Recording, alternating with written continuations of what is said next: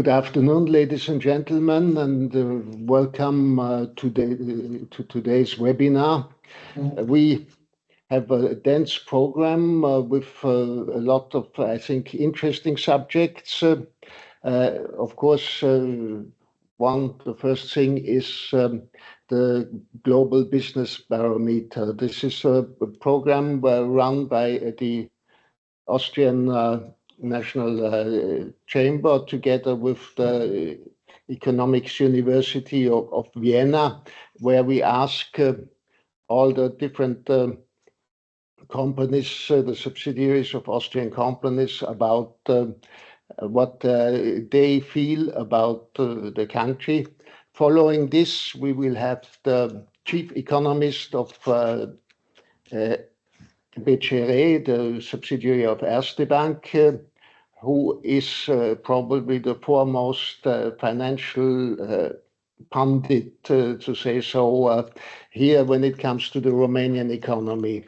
Then we will have Radu Magdin, an international consultant and global analyst, and he has been advisor to both the prime ministers of Romania and the Republic of Moldova.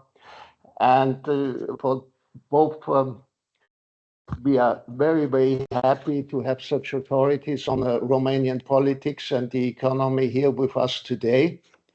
Next in line is Johannes Becker, partner at Stalford, who is a renowned expert with tremendous experience when it comes to funding schemes and subsidies from the European Union or national sources here in Romania.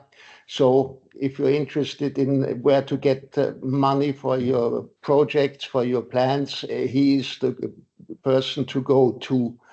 Yes, and after this, there will be a space for questions and answers. So let me continue. A little bit about us. We are Advantage Austria. We are the foreign arm of the Federal Economic Chamber of Austria. And we are here to promote business activities between our part of the world, which in this case, it means Romania and the Republic of Moldova and Austria. We have a lot of sister organizations all over the world, about 70 of them. So whenever you think about doing business abroad, think about us. We are considering ourselves the internationalization agency for the Austrian economy. Coming to Romania, a brief survey of the business relationship between Romania and Austria. After slowing down last year, business exports and imports are picking up. Final numbers are not yet available. We will not be as successful as in 23, but things are looking up.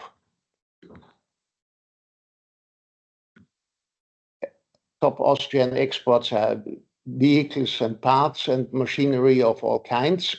And the same goes also for the Austrian imports from Romania, which are also machinery and vehicles and parts.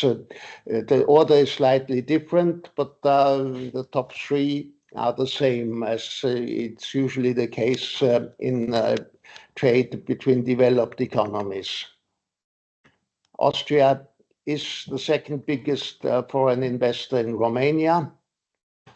The foreign direct investment is over 14 billion euros.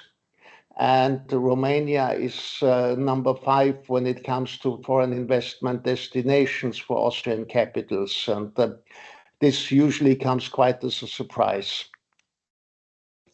Partnership is long-standing, and as you can see in the top 3 over the years, nothing has changed much. Germany is top investor. Austria is second, closely followed by France. What we are going to do, those are our highlights which we have planned for the year. We would be very happy to welcome you to those events or to any others which still might come about. But some of this is not decided yet, and we also have to leave a little bit of room for spontaneity and to adjust to fresh developments. You find us online, and you find us, my colleagues and me, of course, also physically here in our building in Bukarest in Romania. So now the reason why we do schedule this event is the publishing of the Global Business Barometer.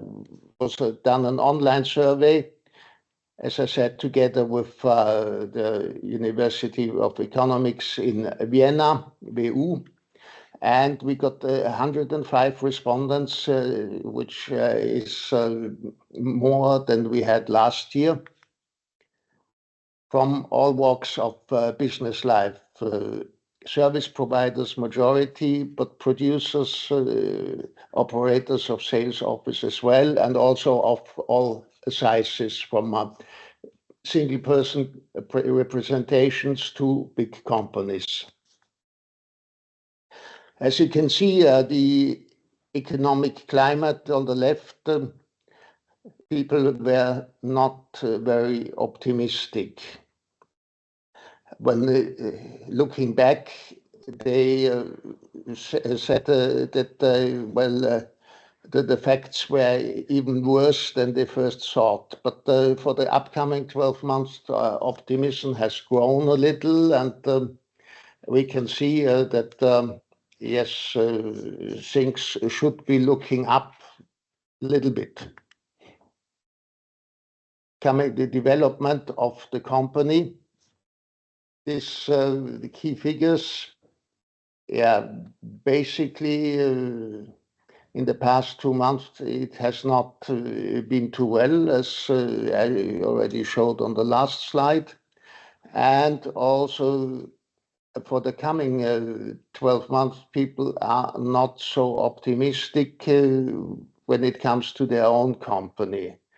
It's a little bit better than in the last 12 months, but still it's not really very good.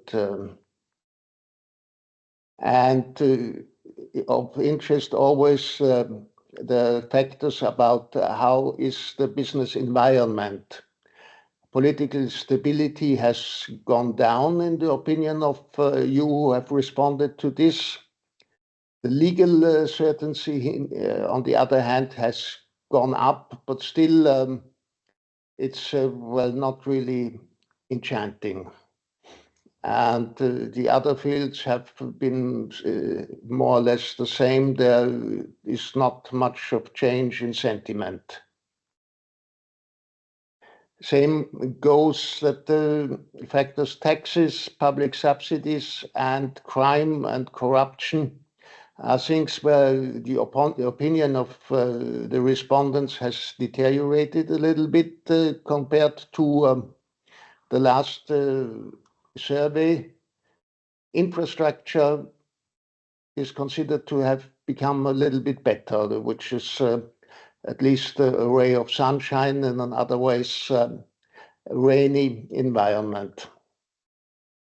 And these factors, on the other hand, they show a clear amelioration, digitalization, the qualified labor force, also still lots of miscontentment, but the quality of the local suppliers is considered to be very good, or at least a large majority quite good. And that's a good sign for the development of the Romanian economy altogether. And well, the local suppliers, also the availability has deteriorated surprisingly. And well, the purchasing power has gone up, contrary to what you feel very often yourself when you go shopping, but it's surprising. Also, it's state neutral payment practices are one of the few fields where our respondents felt that the practices are in the majority very good or quite good, and this is also an interesting point. So here, how do you feel that you get listened to, that you can get people to talk to you, and how do you get things done or even changed? And well, I'm always very pleased if I can spread the good news, and thank you all who felt that Advantage Austria has been helpful in most cases. I hope you're not only being polite in this field. Another element is the involvement of local chambers, associations, and so on, where many respondents felt that this is also a useful way to address your problems.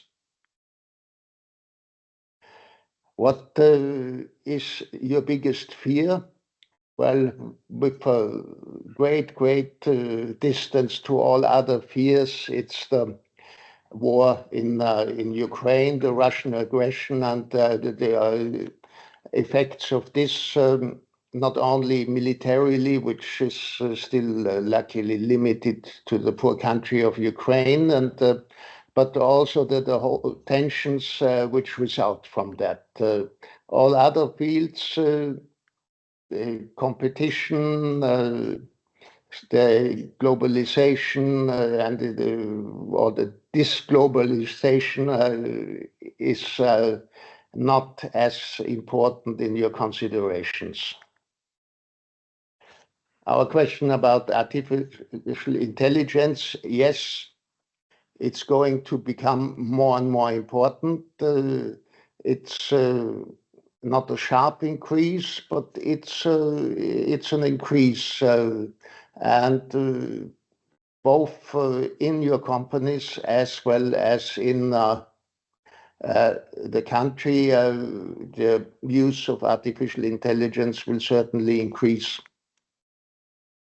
Sustainability, important inside the companies, and with a little bit less importance also in the country here in Romania. Okay, and that brings me to the end. Let me just say, I know I have been going over the details a bit roughly, but we will send to you sometime next week all the presentations. And also this here, the presentations are recorded, and also next week you will get a link to listen to this at your leisure as well. So now let me ask Mr. Cyprian Dascalo from the BCR, one of the major banks, the most international bank probably here in Romania, where he is the chief economist, to give us his presentation. Please. Oh, hello everyone. Thank you for having me over. I guess, yeah, this is the macro outlook. I know the colors. Basically, everybody has been talking about over the past couple of years about the fiscal consolidation. I know nobody likes higher taxes anywhere, not even in Romania, though the taxes in Romania are quite low. So basically, what was the alternative to the fiscal consolidation? I mean, the steps that we have seen since mid last year. The alternative was rather even worse than we see right now. If you remember back in university, there is such thing as 3% budget deficit rule. Everybody learns about it. Well, since COVID, for Romania, it's been mostly like 6% rule. Unfortunately, what does it mean? That a couple of years ago, Romania debt to GDP ratio basically was something like 43-44%. Now we are already 60%.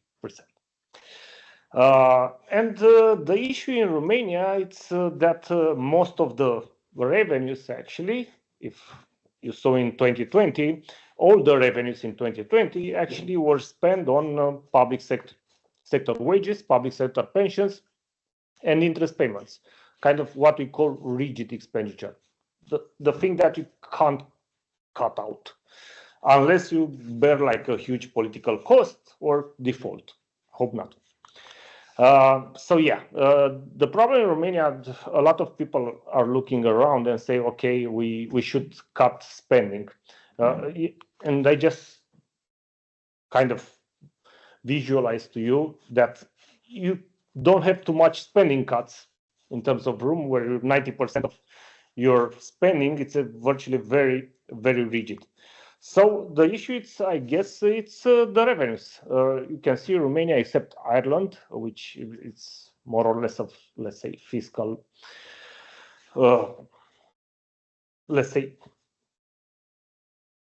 walk around to the other part of Europe. You have Romania has very low fiscal expenditure. Yet there's some room for improvement in terms of tax collections. 30%, so 1/3 of VAT gap, 1/3 of taxes, so VAT taxes in Romania. So imagine that you go to the supermarket, you buy something, and 1/3 of it is not actually what you see on the bill, like 90% tax.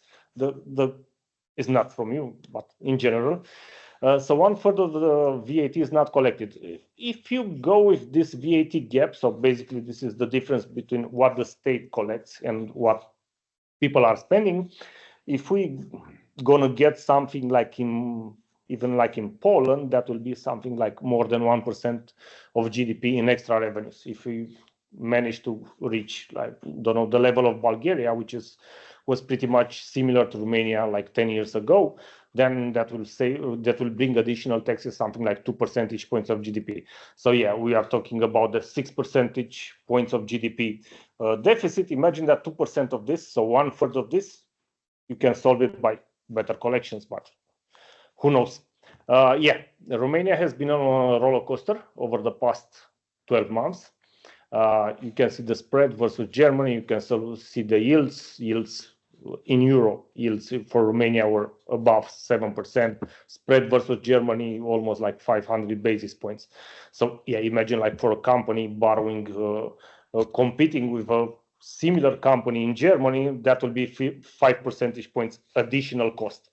And yeah, basically the only free market that was kind of managing to absorb that liquidity, which was the FX market. You can see the turnover on the FX market just ahead of the second round of the elections. The turnover was probably for sure the all-time high, and probably the central bank kind of use up to 10 billion of FX reserve to kind of keep the currency stable. I'm not an advocate of stable currency, to be honest, but again, this is the magnitude of what happened. The ratings. You can see on the ratings that Romania is the lowest investment grade with a negative outlook for all the free agency. I think 10 years ago, actually, 2016 or 2015, I've covered at some point to some, let's say, small extent, Croatia. Look at Croatia, where it's on this chart. So Croatia, at some point, basically was lower rated than Romania. And we were talking to clients, and Croatia was borrowing something like 100, 200 basis points, 1-2 percentage points above Romania. And now Croatia, basically, they joined the euro. They are well within the investment grade, and so on. And a lot of people say, okay, except that we pay the interest on, let's say, the state debt. What does it matter? It matters a lot because, you know, when you do like a valuation, when you give a loan, you look at the so-called risk-free rate. Risk-free rate is the rate that the state is borrowing. I don't know, it's for Romania, it's risk-free, whatever. But on top of that, when you're lending money to someone else, you put some risk in terms of, let's say, industry risk. Obviously, let's say one sector that is basically non-cyclical, so people anyway are buying food, the risk is much lower. But let's say if somebody is in, like, I don't know, holiday industry, then the risk is much higher. Let's be honest, because yeah, people tend to cut from holidays rather than from food. So yeah, imagine that at some point, Croatia 10 years ago was borrowing at a much higher rate than Romania. So it's possible. Yeah, the main thing is for the rating agencies, and we met them quite often. Yeah, as long as there is an agreement with the European Commission endorsing whatever fiscal package would be, I think the rating is still safe. Yeah, let's look at about a bit at GDP growth. GDP growth, the model is broken. Why the model is broken? Because you can see in the chart to the left-hand side, actually, that over the past few years, actually, we had this, we used to have that very large green bar. And at some point, the large green bar has been offset by the blue bar, the net exports. So basically, we increase tax, we increase salaries, we increase pensions, and in the end, money went abroad. Okay, Romania last GDP growth is, I think, if you look at other countries, what's the benchmark in the end? The benchmark it's for ourselves, it's versus potential. So Romania potential growth is something between 2.5 and 3%. So whatever is below 2.5, it's below potential. So we've been over the past 3 years below potential. Should we get towards potential this year? Yeah, if you look at the government plans, I mean, we are on the upper edge of the, or upper bound of the estimates. We estimate for this year economic growth at 2.1. But if you believe the government that they will basically take the 20 billion EU funds, that's a low bar for the estimates. It can surprise to the upside, but again, it depends on the perspective. Obviously, I mentioned retail sales, weak consumption. We had since August in real terms, so nominal wages adjusted for inflation, negative. Obviously, people are not spending money. On the other hand, to the right-hand side of the screen, you see that external demand. So external demand for Romania usually means German. Like 40% of Romanian manufacturing are relying either directly or indirectly to the German supply chain. So if you look at sentiment indicators, that has been performed very poorly. And I think for the chart, you can see that you don't have to run equations. It's pretty visible that German sentiment, it's actually translating into Romanian production, I don't know, jobs or something like that. The good thing is that on Germany, over the past 2 or 3 months, we saw some improvement. Yeah, and the only thing that concerns is the sentiment, because yeah. So basically, you have the top chart to the left-hand side, I guess, at least for me. Yeah. So basically, this is the composite index, and it's like 40% manufacturing, 30% services, 20% consumers. And what concerns us a lot is consumer confidence. So that will be the bottom left-hand side chart, which if you can zoom in a bit, it's at the level of lockdowns.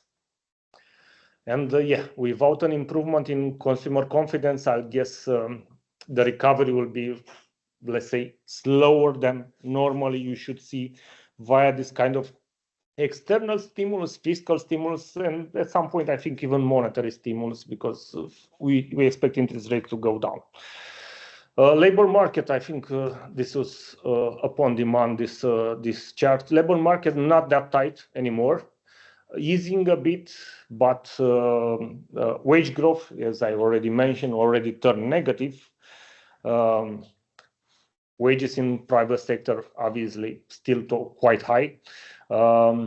The economy is still creating jobs. We are with the number of net jobs in the economy. So we have positive net jobs creation, which is still quite good. But the tightening in the labor market is not a worry anymore, at least for companies. So yeah, let's have a look on the costs. So cost, first of all, inflation is the cost for everyone.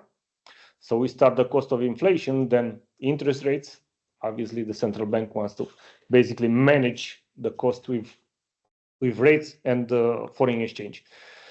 So yeah, most of the inflation shock, you can see that the inflation without this increase in VAT, value-added tax, plus some increase in excise duties, plus the liberalization of the electricity prices, inflation would have been something like half the level is right now. So now we are talking of current inflation is 9.7, out of which 4.4 percentage points are estimated to be due to these shocks.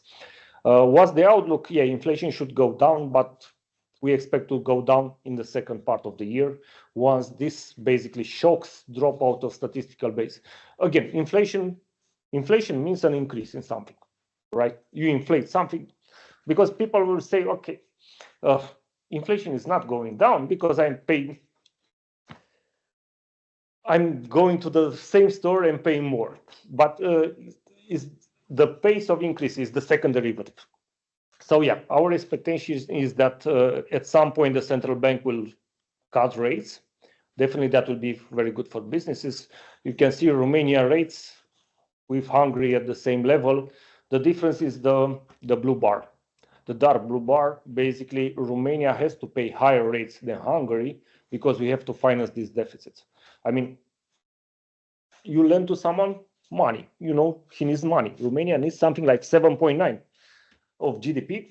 They need money. Where in Hungary, they have actually a small surplus. Yeah, we saw that a lot of people already, a lot of central banks already cut rates. Exchange rate, well, it's virtually fixed in different corridors, but there's a cost. There's no free lunch. And you can see chart to the right-hand side, basically the Romanian leu adjusted to unit labor cost, it's overvalued. That means like if you draw some parallels on the chart, that means, let's say, an exporter in Romania doing pretty much the same things versus an exporter in Poland, his margins are basically reduced by something like 20%, I guess, or even more. Yeah, summing up, I pretty much said already what I had, and I see that I'm under some kind of time pressure anyway. I think you can share the presentation, so I will not steal more of your time. Okay, thank you very well, Mr. Daskalo. This, as I mentioned, all the detailed information will be included in the presentation, which you will get early next week. So now I would like to welcome Mr. Magdin, who has a lot of experience in international analysis and consulting, and also in the Romanian and Moldovan political life. So if I may pass over to you, Radu, please. Thank you so much, and hello everyone. Hello everyone in the room, and hello everyone online. It's a pleasure to be here as well. I think it's almost 4 or 5 years since we've been doing this together, so we should be celebrating, and this way raise the level of consumer confidence and consumption. That being said, it's always such a pleasure to be preceded by a top economist, because first of all, we also learn ourselves, coming from a different background, and we also what we see in terms of numbers also helps us, on the one hand, base our let's say political I wouldn't necessarily call it prediction, but analysis, but also connect a little bit in terms of storytelling in terms of forecasts, foresight. My talk today would be about stability and instability, and instability and stability. It may sound weird, but I'm going to explain both aspects. First of all, stability in instability. The Romanian political life has historically seemed very hectic. Sometimes by talking with other wider European level analysts, we sometimes compare with Italy, with other countries who have had the joy of changing governments quite often. Like in the case of Italy, we have always found solutions in terms of national resistance, resilience for the economy so that we progress, we go forward. And we have also seen in Romania a sense of collective intelligence in face of key moments.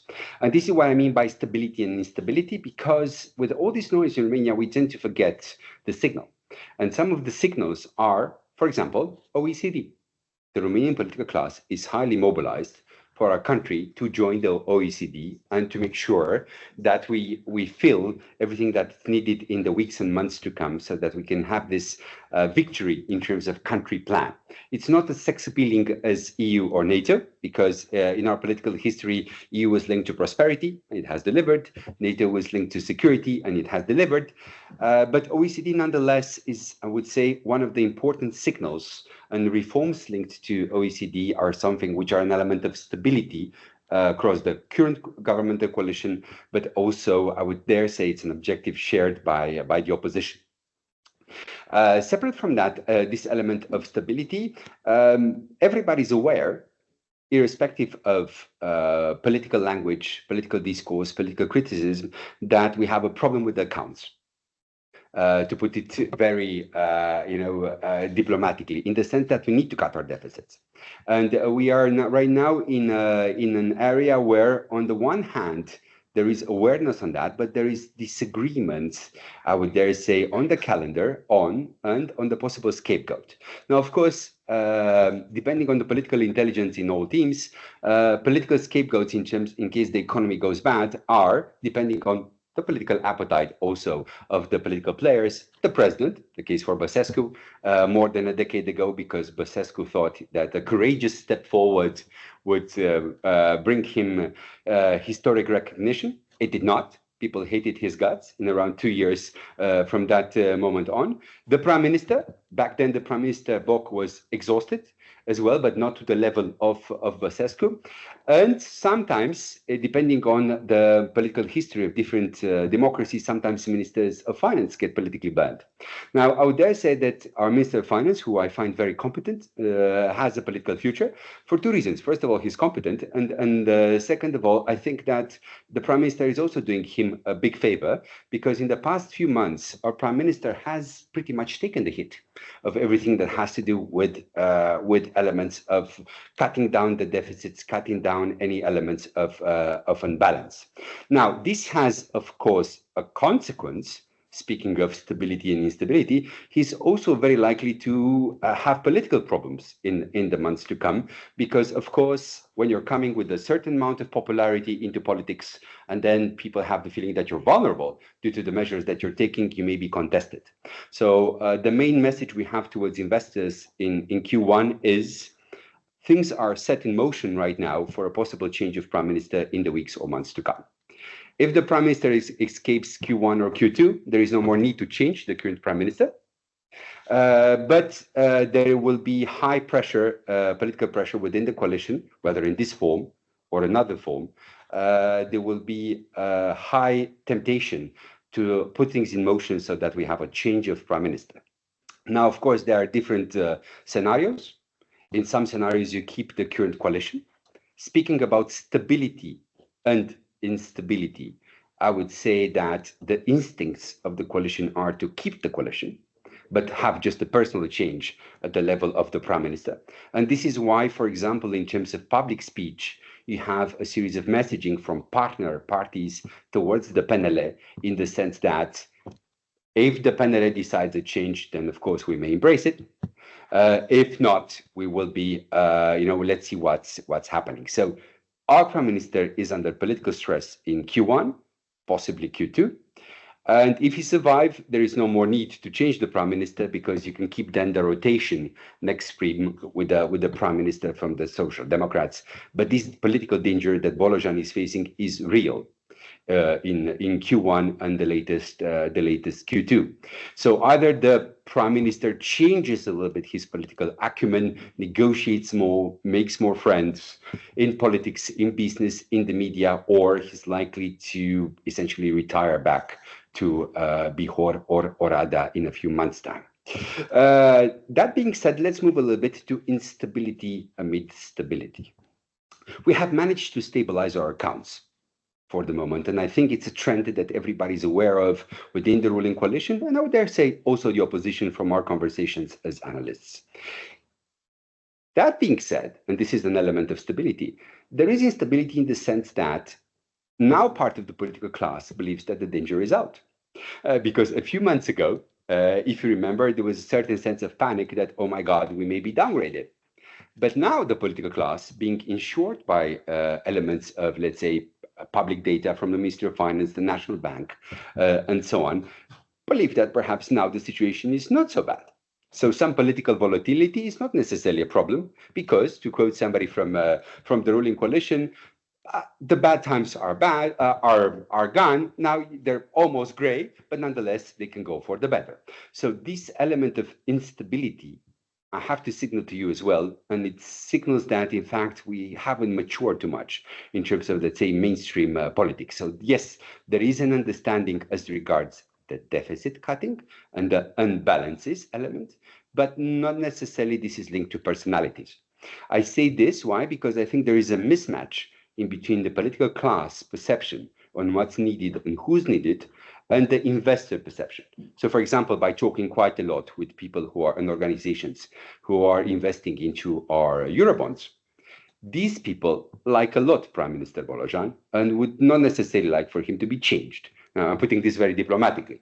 Whether the political class would kind of like the opposite right now in terms of interest. How these two elements combine, it's an element of instability in a certain stability. Also, an element of instability is this continued uncertainty as regards European dynamics, because yes, we have a calendar, we have an agenda, we have, for example, a competitiveness summit soon, right? But at the same time, we couldn't really say that, with the exception of some speeches, which I think are well timed by Mr. Draghi, we have necessarily a sense that there is a wider plan or there's somebody has like a vision overall for Europe. So everybody's trying in the different capitals, but of course, Romania being in a way at the not necessarily geographical periphery, not other periphery of the European empire, if I were to call it like this, we are also looking for the light in other capitals, speaking of the German connection right on the economic flank, the Brussels connection on legislation, the historic Paris connection, and so on. So the fact that even at the European level, we have our struggles, the fact that we have a US president who thrives in an appearance of change, not to call this chaos, these are added elements which does not help necessarily with people putting on the clear plan to implement in the weeks and months to come. So Romania is also watching around, trying to better understand what's going on at the European and global level, and then take a decision in this sense. Speaking of instability, there's something which should be on your radar, and we see this also in polls, in focus groups. Leaders in Romania are also, like other democratic leaders, under a very, very impatient population. The complexity of managing government across the world is huge, but nonetheless, people right now are less patient with our leaders, with the president, with the prime minister, with ministers that they would normally be, let's say, a decade ago, 5 years ago, 3 years ago, and so on. So this does not help, because the current administration, at least in Romania, has in a way to manage not only the current global complexity and local problems or manage the current opportunities, but also in a way pay the price of tactical thinking and tactical government, which have ruled Romania pretty much in the past 3 decades. I'll give you an example. Let's just say you're a health minister, an energy minister, or another minister who does critical infrastructure. You don't only have to look at the field that you're managing on a daily basis, perhaps see how much EU funds you're attracting for this critical infrastructure and so on. But at the same time, you also have to face a critical shortage of talent within human capital, within the civil service. This political complexity for parties in government, and at the same time, periodic media pressure and a certain appetite for negativity and scandal. As a minister in Romania, there is no month where you can avoid a crisis. In the context of a crisis, of course, people call for your resignation and so on. So this does not help. And this is an extra element of instability, even within a context in which, by instinct, the parties of the current coalition, they actually want to stick together. A scenario, and this is my final point, a scenario of snap elections is, of course, nothing is impossible in this world, but it remains highly unlikely. And it remains highly unlikely not because our constitution is not a Bulgarian-style constitution, for example, but because of the interests of the parties. Parties are doing discrete polls on a monthly basis, and they know very well that, for example, right now, if we do snap elections, or even in the months to come, if we do snap elections, the only winner would be Aur, who would consolidate somewhere around 40%±, with a certain bonus, which happens in, well, because part of the parties don't enter parliament, this party could become a giga party at 45 plus, something which you have seen with PSD, if you remember, at the level of end 2016. So PSD is aware of that, PNL is aware of that, USR is aware of that, UDMR is aware of that, so they're not in a hurry to dismantle the current coalition. The only catch, and this is a tricky question in the months to come, is linked to the personality and the openness of the Prime Minister. Will he blink, become more flexible, try to negotiate and then he survives? Or will he try to, in a way, try to become like the hero reformer, but then for sure he will fall in the weeks to come? The only question is when, and in what context, most likely about assuming responsibility in a certain reform package in Parliament. So this is, in short, the storytelling I wanted to put on your radar. Thank you so much, and I look forward at the end of our presentations for any kind of queries. Thank you. Thank you very much, Mr. McDean. And now let's come to the nuts and bolts of getting the money in your own pocket. Johannes Becker from Stalford Legal Tax Audit will help you. Please. Thank you very much. We have quite a lot of programs to discuss, so I'm really sorry we have to accelerate the whole thing and go through very quickly, and we can actually scratch only the first surface of all these programs.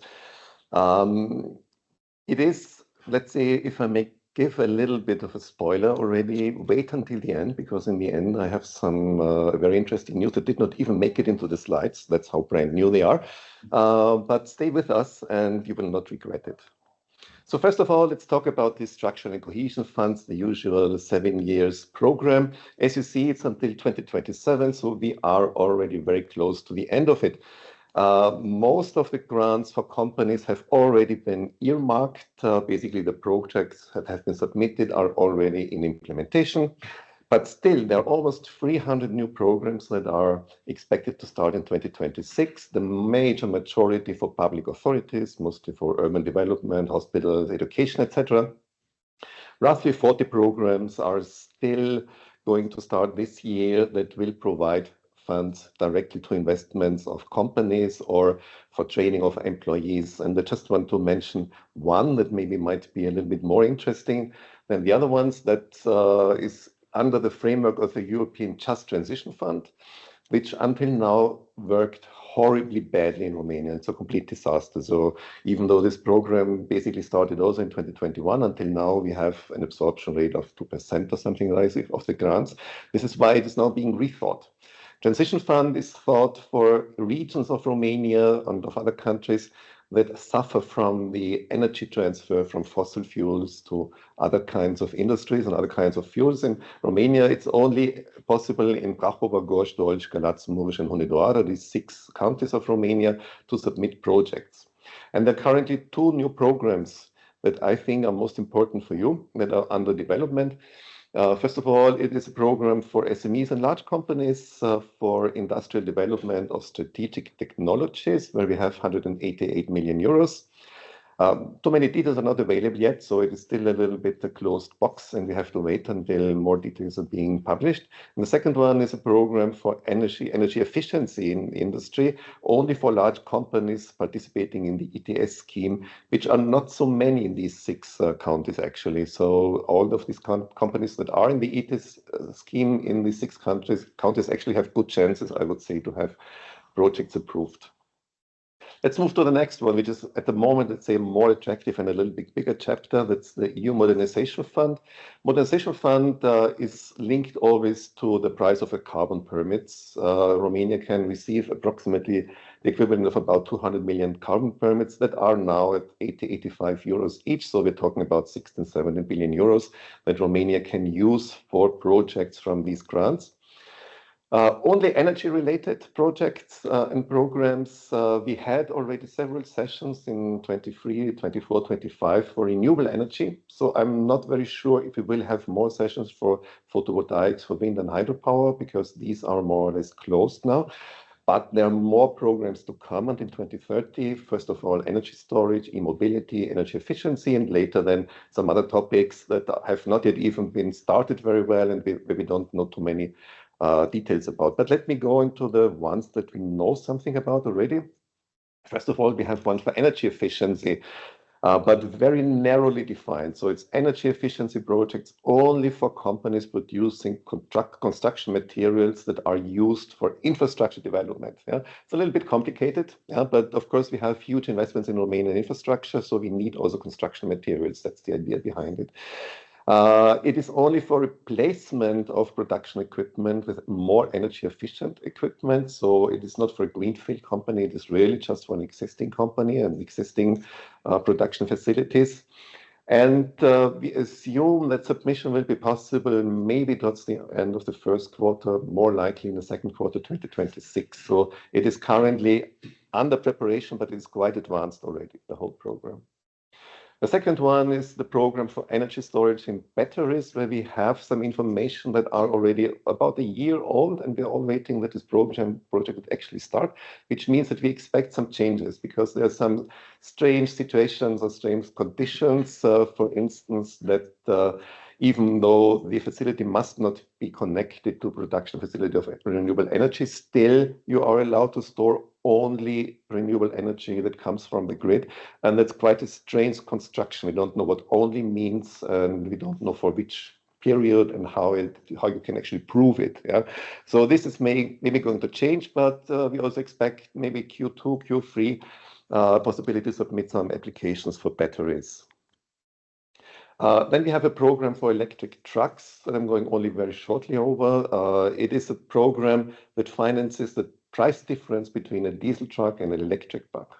But it has one big issue. You have to scrap a diesel truck to be eligible to receive the grant for the electric truck. And we had discussions with several trucking companies, and we didn't find any who will be willing to scrap trucks that are 3 or 4 years old just to get the grant for the electric trucks. But we will see. Maybe also here are still changes to be expected, because also this is still in the draft version of the program. And then we have 2 programs for electric charging stations, just very quickly. One is for companies, basically, like chains of gas stations, of supermarkets that want to provide their clients access to charging stations. And the other one is for charging stations that are very close or directly at TEN-T road networks, highways, etc. These minimum requirements that we have here are still under discussion. So I hear some criticism from companies that want a little bit of different situation, but that is as it is currently in the program foreseen. Documents are still under preparation. Again, late Q1, Q2 2026. We hope it will be possible to submit applications. Next one is a program that's a little bit outside of the normal program schemes. It's a SAFE program. Security Action for Europe is the full name for it. And why is it different? Because first of all, Romania does not receive a grant from the European Union that is then passed on to investors, but it is a loan that Romania receives, but has to be written over a very long period. It is for investing in defense industrial production, but also procurement of defense capabilities, of equipment, etc. The idea is basically to help the European countries that participate in this program to have relatively advantageous conditions for acquiring military equipment or for boosting up the production capacities. It is such that if you see the overall budgets, Romania actually received the second highest budget of all the countries participating, with almost 70 billion euros. Also very unusual in Romania, about 4.2 billion euros go into infrastructure development, into highways, 9.6 billion for defense equipment, 2.8 for national security structures. And there are two different categories which differ a little bit in the way the acquisition has to happen. Important is that it is usually, when you see EU grants and EU projects, you always see a tender. Now here it is the possibility, because it's military equipment, that countries that are commonly and sometimes together, several countries opening the same tender or the same request for acquisition, they can directly negotiate with suppliers without the usual tender procedures. And 65% of the cost of the end product has to come from the EU plus region. It's not only EU, it's also Ukraine, it's Norway, it's Iceland, it's Liechtenstein that can participate in the program. Austria is not a direct beneficiary, but this does not mean that Austrian companies could not participate in the tenders. Of course they can. Austrian companies can be suppliers in a consortium with other companies, or directly at the tender or at the negotiation. Very shortly about the next program, the Norwegian EA8 grants. So Norway always provides grants to the least developed European countries for the simple reason that because Norway wants to participate in the European common market, this is the price they have to pay for it. The programs are still under preparation. We have foreseen a budget of roughly 600 million euros. We assume that the first possibilities to submit applications will be towards the end of 2026, maybe only in 2027. It is, as always, there's a clear focus on sustainability, on emission reduction, on circular economy, on innovation with these Norwegian funds. So they're very much green, let's say, and sometimes also social focused. And most of the programs will be only for SMEs, but a certain part of the project is always earmarked for projects of large companies. The next one, and this is the one where I basically have the surprise that is still here in my pocket and a piece of paper because I didn't even have time to actually learn it by heart. State aid programs by the Ministries of Finance, Economy and Agriculture. Now, state aid programs are financed by the Romanian budget. And if you heard before, the Romanian budget doesn't look too good. Yeah, we have quite a lot of debts. We have a huge deficit. The economy is not growing as fast as we hope it would. So there's some, let's say, some restraint and some caution from the Romanian government. This is why last year we had no state aid projects or programs for large investments. They were cancelled. Yeah. And of course, they have to respect EU legislation for state aid. That's clear. So they always have to be accepted and certified by the European Commission. And here, as you can see, it says still uncertain if or which programs will be launched in 2026. And now it comes to the surprise. So in the last days, there appeared more and more information that the government is actually preparing several programs that they intend maybe to launch in 2026. And just a short disclaimer, because I go through the list, this is just really a first idea. So we cannot say that this is how it is going to be. This is just the first idea of the Ministry of Finance. There will be a commission that is going to work on the details for the next 3 months. And then slowly more information will pop up. So don't expect any possibility to submit anything at these programs before autumn, I would say. So after the summer, I think is a realistic period. And we have to see which of the programs I'm going to very shortly go through now will actually remain. So first of all, there was announced a state aid program for investments exceeding 1 billion lei. That's about 200 million euros. It's a mixture of grants, of guarantees, of tax credits, bonuses, and equity participation. So some of these points are essential. First of all, it's not only grants. Yeah? In general, all the programs, EU funds and state aid programs will shift slowly from providing grants to giving guarantees and tax credits. In this situation that the government currently is, it's also reasonable because they don't have to put on the table all the money right now.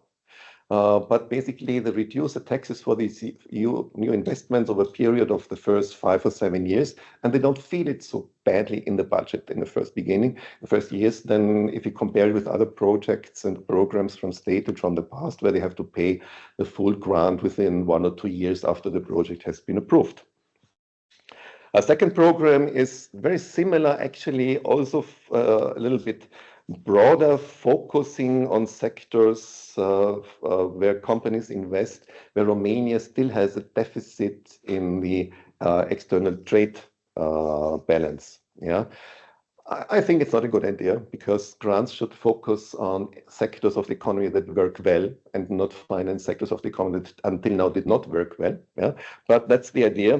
This is something that is another program. Also there we have about 1 billion euros available budget over a period of 7 years, so 150 million per year. We will see what the details are going to be. Then we have announced the state aid scheme for mineral resources and net zero technology, also about 1 billion euro over 7 years. In this case, they will provide only tax credits combined with state guarantees for investments in these areas. And there's a list of what this actually means, which areas and which industries, which raw materials would be able to apply for grants under this program.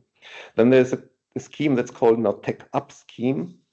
Also, again, 1 billion euros over 7 years, 150 million per year, supporting emerging technologies with high systemic impact, artificial intelligence, semiconductors, microelectronics, biotechnology, etc. So also this is something that is, we didn't have something like this before. I think it's a good idea because Romania research is, and let's say, very high know-how investments. Romania is not very strong in this area. Maybe this could accelerate things. Then the next one is a state aid scheme for the defense industry, where we have 200 million euros, so for investments in defense, in production of defense equipment. And then we have an SME state aid scheme for relatively small investments between about 1.5 and 10 million euros, where we have foreseen a budget of 5.6 billion euros for the period 2027-2023. That's quite optimistic, I would say, but we will see. Yeah. So these are the main programs that have been announced this last day. So we will see what is going to remain from them. On this slide, next slide, you see the areas of Romania also based on how big a state aid grant could be for each area. So the darker the color, the more money you could receive if you have a project in this area. And this is a short overview of one of the old programs, but I think it's not really worthwhile going into it in further detail because I think it is going to change completely. So this was it from my point of view. Whenever you have questions, I know it was a little bit quick and just scratching the surface, but whenever you have questions, just please contact the office here or contact us directly and we can help you. Thank you very much.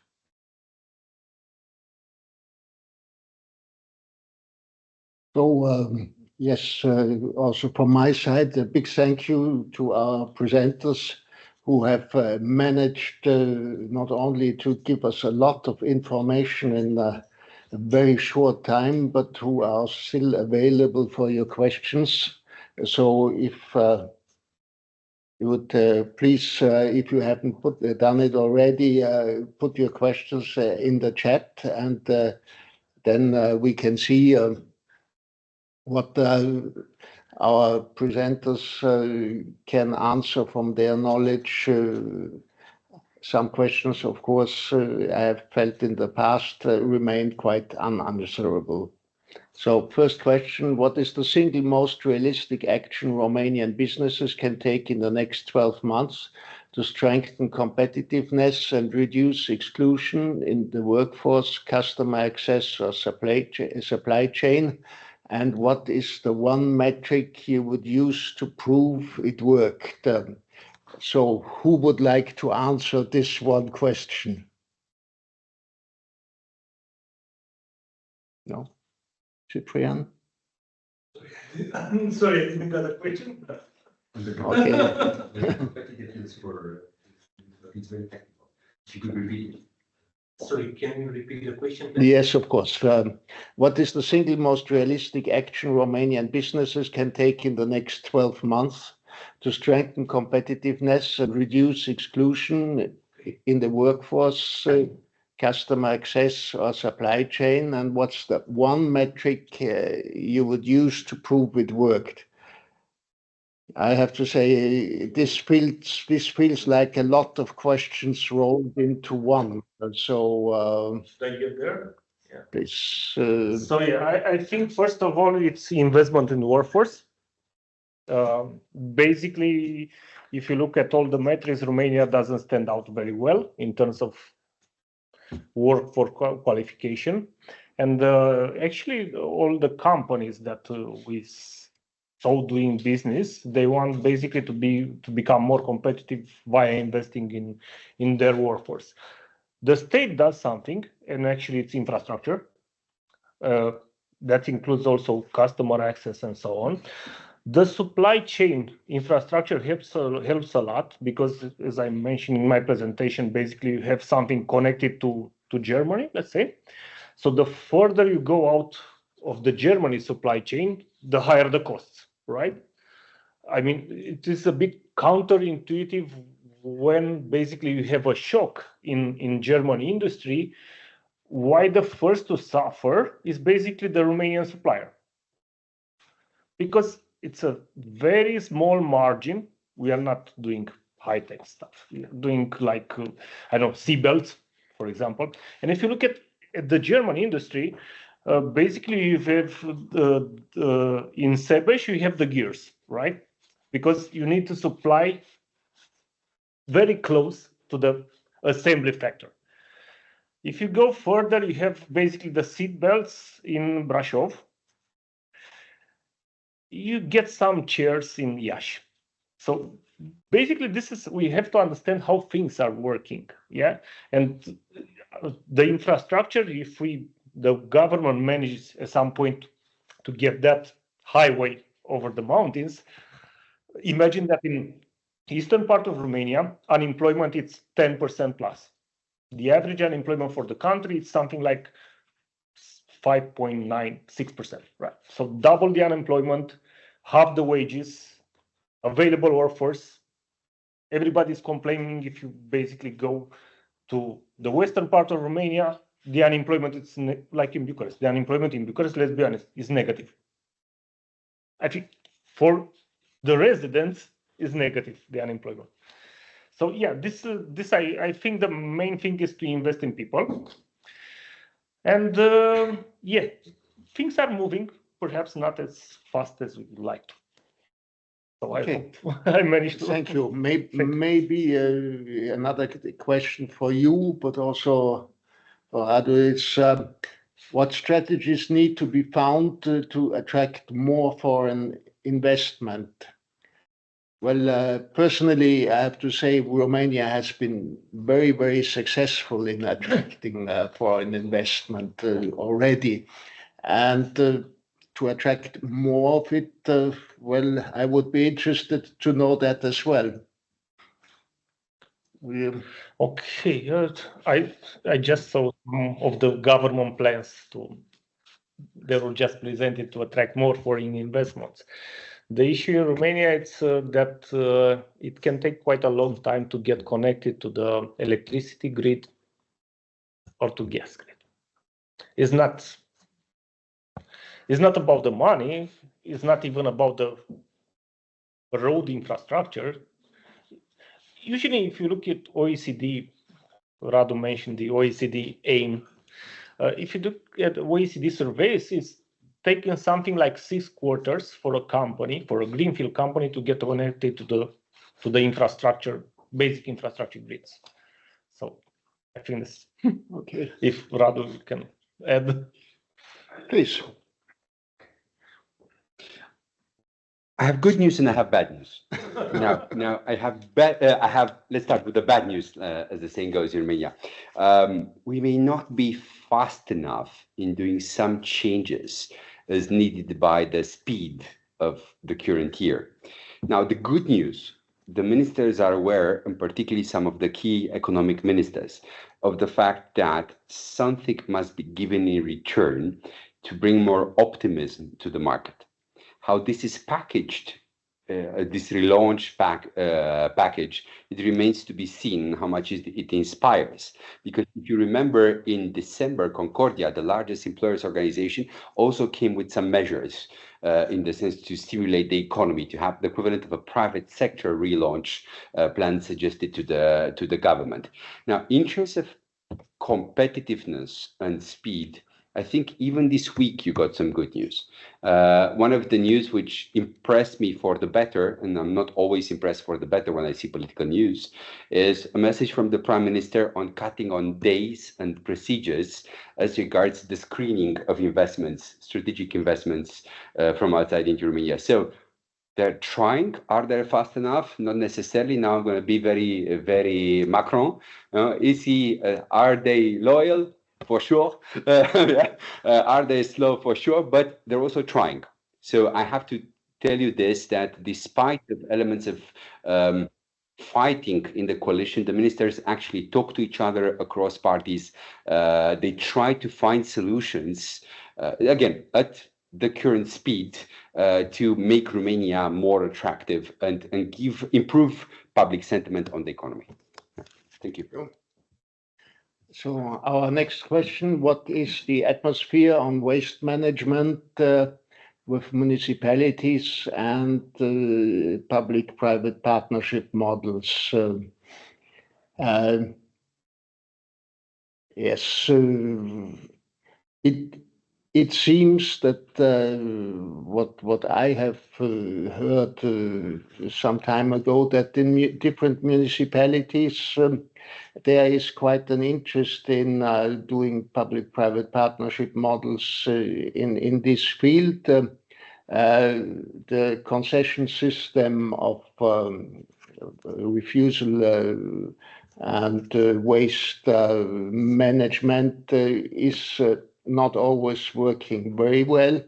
And the big question is, I mean, once you have all that waste together, what to do with it? There seems to be a growing interest in using that waste for fuel, but it has been an uphill battle because everybody thinks that then smells and poisonous gases will cover whole neighborhoods, and in the public view of things, the advantages and the disadvantages in technology have not yet registered among the public. This is the best I can say, but this is also a question we can probably discuss more than in a direct way at another moment. One last question, as far as I can see it. Which products are going to be mainly exported in 26? Well, again, maybe from a statistical point, Mr. Dascalu can answer it. My answer is easy, more of the same. Romania has found a place in the international order of production and exchanges. And basically, despite what we have heard earlier about complaints about the lack of exports, it's doing very well in those fields where it's doing well. It's a tautology, but machinery parts, subcontracting, vehicles. I mean, Dacia is probably the automobile brand which is doing best in all of Europe. Romania is very successful, and there's no reason why it shouldn't stay successful. It's many other fields are probably more difficult, but they also being integrated into the global and the European economy. I think also Romania depends very much on developments internationally, and if there is a downturn in IT internationally, doubts about what the future will bring with artificial intelligence, the stocks of IT companies going down, and if they have redundancies at their headquarters, they are not going to give large contracts outside. And so, yeah. This is what I can say. Mr. Daskala, would you like to add something scientific to that? No, I fully agree. Manufacturing is basically the backbone of the exports in Romania. But you have to look a bit around, and you're also exporting services. You know what's the largest provider of inflows in terms of trade deficit? The truck drivers. Transportation. This is basically the highest trade surplus is transportation, after obviously manufacturing. Then you have some IT. Again, IT, a lot of people are discussing about IT. You hear the anecdotal evidence, Amazon is firing some people. But you know, the market, the IT market has been in such a shortage that this guy get very fast re-employed. And you are not talking about the reskilling, upskilling that you have seen in, let's say, the manufacturing change. Yeah, on top of that, I think we had some snow. It's raining, so perhaps what Romania has been a main exporter, cereals, wheat mainly. Unfortunately, we get processed somewhere and re-imported. And if you look at trade balance on the food items, we are negative most of the times. Thank you. Yeah, and one last thing, as Mr. Daskala has mentioned, we should not look only at the export and import of physical goods. Let's not commit the same error as President Trump and say it's only the products, it's also the services. And the transportation which has been managed, I mean, whenever I go to Austria on the motorway, every second truck is, I think, is Romanian, and through large parts of Europe, it's the same case. And these services, you don't see them in the trade statistics. You see them in the statistics for the services. And that's also one thing which is one of the strengths of Romania. So do we have any other questions? Okay, then let me thank you. Let me for your patience, for your interest. And let me also remind you, well, you will get the presentations, you will get the link to the recording sometime next week. And for any questions you might have individually, please feel free to contact us, to contact our presenters, or if the questions are directed to the presenters, we can also transfer them. And I hope to see you or at least to have you participate in one of our next events where we will send out the notifications also sometime ahead. So once again, thank you very much. All the best, much success in your business endeavors, and goodbye.